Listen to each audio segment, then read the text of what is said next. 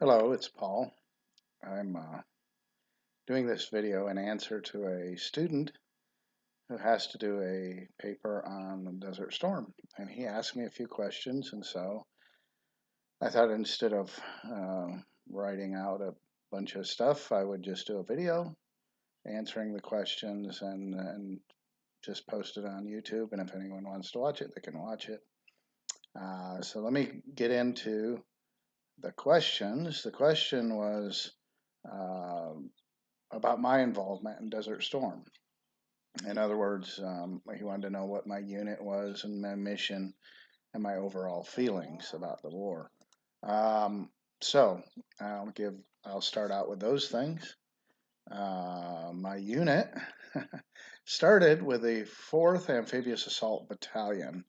Our job was to drive amphibious assault vehicles. I was a crew chief of an amphibious assault vehicle. It's about $1 million vehicle, and it's designed to go off the back of ships and hit the shore. And an amphibious assault, although, and by the way, and it also primarily hauls troops into the shore. We could haul up to 25 combat-ready troops to shore with our vehicles. Although the vehicles work just as well as a transport vehicle on land, and that's how I actually ended up serving. I never did uh, get on a ship and hit the shore or anything like that. I started, like I said, with the 4th Amphibious Assault Battalion. Um, after I was that's a reserve battalion, and we were activated and sent to Camp Lejeune, where I ended up in the 2nd Amphibious Assault Battalion, supplementing the active duty people who were there. We were flown over to Saudi Arabia to prepare our equipment and everything for the eventual war. When we got there, shortly after we got there, our equipment met us there. And what we ended up using was not the equipment we had at our reserve center or at Camp Lejeune. We used equipment that was on pre-positioned ships. Most Americans don't realize that there are, at most times, or almost all time that I know of, ships out on the ocean with equipment for the Marine Corps on them. And they're the equipment we would normally use. And so instead of having to, say, get all our equipment from Camp Lejeune and from Tampa and ship it over to the other side of the world, those ships were just sent to that area, and we didn't have to bother with our equipment that was local. So our amphibious assault vehicles we ended up with were much newer than the ones we had been using. Not that they were made earlier, but they just hadn't been used. Their paint was nice and fresh, nothing scraped up, nothing scuffed from use. The only problem was they had not had some of the updates of the vehicles we were used to. For instance, the machine gun turret was a little older, and it was an old style instead of the newer style that we had on the ones in Tampa and Camp Lejeune. So that was my unit. Our mission was to help with the invasion of Kuwait, um, and we were to haul people. Now, my particular, very very specific unit was H&S Company, which is kind of a backup and support company. The H&S stands for Headquarters and Service. So I didn't end up actually hauling any troops into Kuwait. I just followed in and went in a empty vehicle, really. But our mission was to support and be involved in the invasion of Kuwait, and we did get involved. When the invasion of the Kuwait happened, I was there right that very day. I was through into Kuwait, and fortunately, we had bombed the Iraqis so much that they were terrified of us when we arrived. And the Iraqis I saw all surrendered immediately, and so didn't face any fire from the enemy really. It was pretty cut and dried. We went in, we took over, and that was it. There was just 3 days of ground fighting, and it was over. It was an amazingly short war. As far as I think there was something else. Oh, my overall feeling about the war. Well, I had mixed feelings, not in the way I supported the war. I supported the war. I thought it was a good idea that we get in there and kick them back out of Kuwait. Um, as most of you know, Iraq had invaded Kuwait, and we went and kicked them back out of Kuwait. Is what essentially happened. But um, we my feelings were mixed in that I was excited to be there and excited to go, and I really looked forward to it.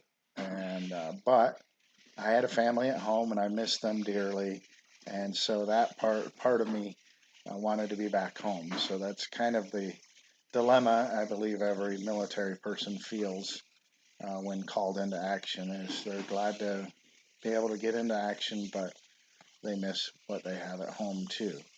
And so that was my feelings.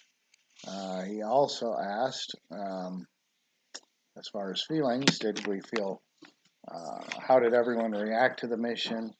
Everyone I was with was very excited about the mission. No problem whatsoever. And as far as that goes, there was a lot of frustration as far as um, when are we going to get going? When's this thing going to get moving? And then once it was over, when are we going to get home? We've done what we needed to do. And of course, getting hundreds of thousands of people back home was quite a task. So we had to wait around a couple months to get back home. So that there were feelings of anxiousness about actually moving on and getting back home, and getting what we were there to do over with. But all in all, everyone's morale was pretty high. We really were excited about our job. Uh, most people were pretty much all smiles about what was going on, and so that was great. And he asked if anyone felt threatened or anxious for how Iraq would strike back. Well, not really. Um, we analyzed, we knew the strengths and weaknesses of Iraq's military, and we knew we matched up very well against them. As it turns out, we matched up incredibly well against them. I think their death toll was in the tens or hundreds of thousands, and our death toll was less than 200. So we really matched up very well. Once the air war started, I mean, that was kind of exciting. The day the war started, we didn't have an announcement or anything like that. Believe it or not, I found out that this war had actually kicked off and started by a friend of mine was listening to his Walkman radio, listening to the Armed Forces radio network, and they said that it had started. No one gave us that official word. We heard it over the radio. It was kind of a funny morning because we were at the time the war started, we were out in the middle of the Saudi Arabian desert, uh, getting ready for the eventual war. And when the air war kicked off, um, one of the fellows had gone up on top of his vehicle. Now, these vehicles are huge. They're big enough to hold a Jeep in the back of them, and they're pretty tall. And to get enough radio reception, because we were out in the middle of nowhere, and there was no good radio reception of at least of any English speaking station where we were. And to hear the radio stations, we had to go up on top of the vehicle to get as high as possible.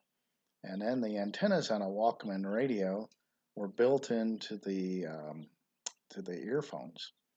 And so and even up high on top of the vehicle, you still weren't tall enough. But what you could do to amplify your antenna in the earphones was to wrap the cord of the earphones around the antenna on top of the vehicle, and it would act like the vehicle's antenna was now your antenna, and that was a much bigger antenna. And so the guy had gone up and he had wrapped his antenna or his earphone wires up, and all of a sudden he starts hollering and yelling, "All right, we attacked, we started bombing them last night." And so then, before you know it, everyone was up on top of their vehicles and with their Walkman and trying to get reception and trying to find out what was going on. That was pretty exciting. And then, of course, we had spent over a month waiting on the ground war to start. We were bombing them for quite some time, and the morale was pretty good, though. We really saw the effects of our bombing. We saw immediately. We took out most of their Air Force within the first few days, and we really never had anything as far as a risk of them attacking us from the air, other than one time we got over the military radios called that there was an Iraqi jet headed our way, and so we had to get inside our amphibious assault vehicles, which are armored, and get in the machine gun turret. And if we saw the Iraqi jet, we were supposed to try to shoot it down. Now, the Iraqi jet never ended up coming anywhere near us. It got knocked out long before it reached us. But that was probably the only exciting part as far as the air war aspect of it. Once we went in on the ground, people were pretty excited about that. We were psyched out and ready to go. We drove through the minefields, which had a path cleared through them, and that was interesting and sobering at the same time.